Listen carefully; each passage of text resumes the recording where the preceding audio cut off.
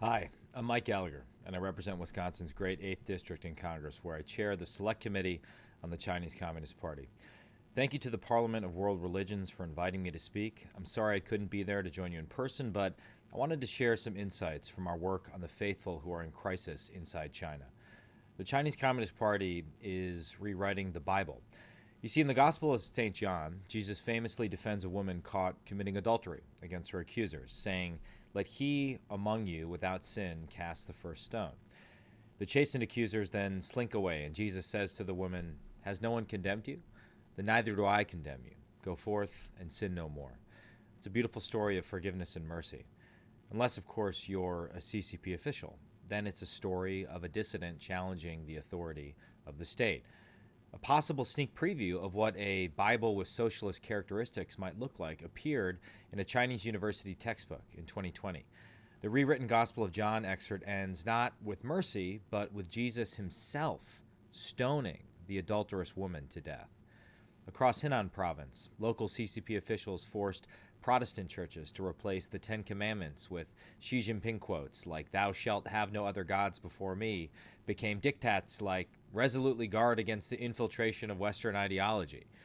At the 19th Party Congress, Chairman Xi declared, "We will insist on the Sinicization of Chinese religions and provide active guidance for religion and socialism to coexist." Let me translate. Xi Jinping has no problem with the first commandment, just so long as he and the CCP are playing the role of God. Only 5 faiths are recognized in China. Less established faiths face even more intense persecution. The Falun Gong remains an unfamiliar spiritual practice to many outside China, but the State Department estimated that at times half of the population of China's re-education through labor camps or modern gulags were Falun Gong adherents, and thousands were reportedly tortured to death. But it's in Tibet and Xinjiang that we see the CCP's unsanitized, brutal attitude towards religion.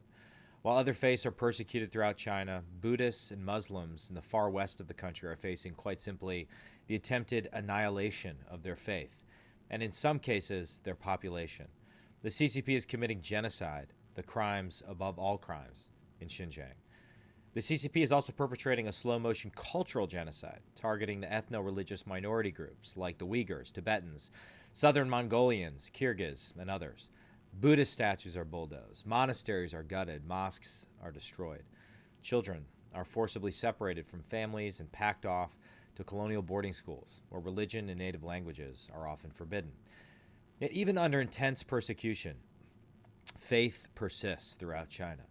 Through my work in Congress, I've heard unthinkable stories of religious persecution, but I've also listened to accounts of underground churches, brave clergy, and steadfast believers every bit as courageous as saints of the early church.